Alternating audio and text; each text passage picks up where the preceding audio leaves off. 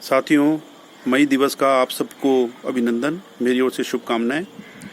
Corona की महामारी चलते हम ये कार्यक्रम हमारे ऑफिस में नहीं कर पा रहे हैं, लेकिन मैं आप सभी को मई दिवस की शुभकामनाएं देता हूं।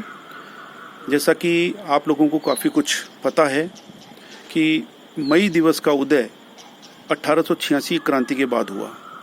1886 के पहले जो औद्योगिक क्रांति आई, उसके अंदर श्रमिकों की हालत बहुत ख़राब थी।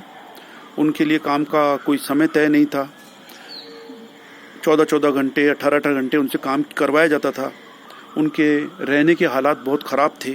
उनकी जो बस्तियां थी वो उसके अंदर कोई सफाई नहीं थी।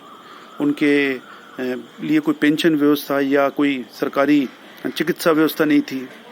तो उन लोगों की जो दिक्कतें थी वो काफ़ी थी। एक कमरे के अंदर 5-5, 7-7 लोग रहते थे।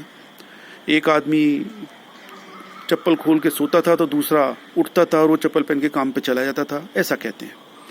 तो उस समय जब ये चेतना आई कि हमारे लिए भी काम का घंटे होने चाहिए, तो उन्होंने एक मांग की कि 8 घंटे काम, 8 घंटे आराम और 8 घंटे हमें सोशल वर्क के लिए चाहिए, हमारे सामाजिक रिश्तेदारी के लिए चाहिए, एंटरटेनमेंट।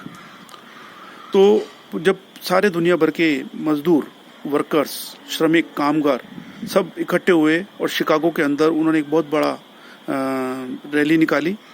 उस रैली के अंदर जब पूंजीपतियों की सरकारें थी, उन्होंने गोलियां चलाईं।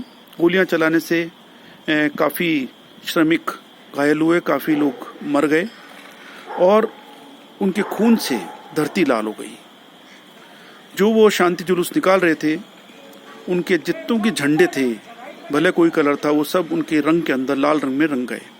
इसीलिए जो क्रांति का झंडा है या मजदूरों का झंडा है, वो लाल रंग कहलाता है। जनरली पूछा जाता है कि ये लाल रंग का झंडा क्यों है, तो लाल रंग का झंडा उसी के बाद से शुरू हुआ, क्यों क्रांति का एक प्रतीक बन गया। उसके बाद में वहाँ के जो लीडर्स थे उनको गिरफ्तार कर लिया गया, जेलों में डाल दिया गया, उनको यातनाएं दी गई। तो उसके बाद में जो पूंजीपति थे, उन्होंने सोचा कि यदि हम इनको कुछ भी अधिकार नहीं देंगे तो ये क्रांति और बढ़ सकती है।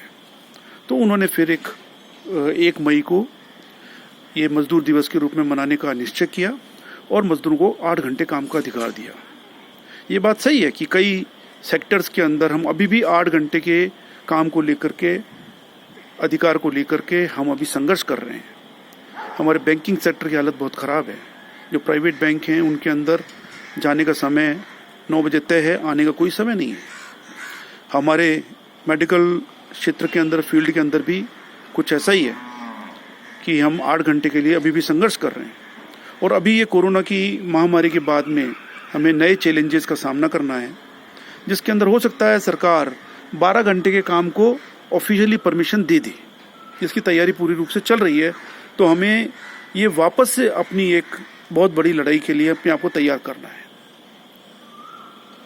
वो एक अलग बात है कि उसके लिए बाद में बात होगी, लेकिन ये तय है कि जिसके लिए हम अभी काफ़ी हमारे नज़दीक पहुंच चुके हैं कि हमारे इस डिमांड को माना जा सकता है, और ये बीच के अंदर अब उनको बहाना मिल गया, उसको ये नहीं करेंगे। ये एक अलग बात है।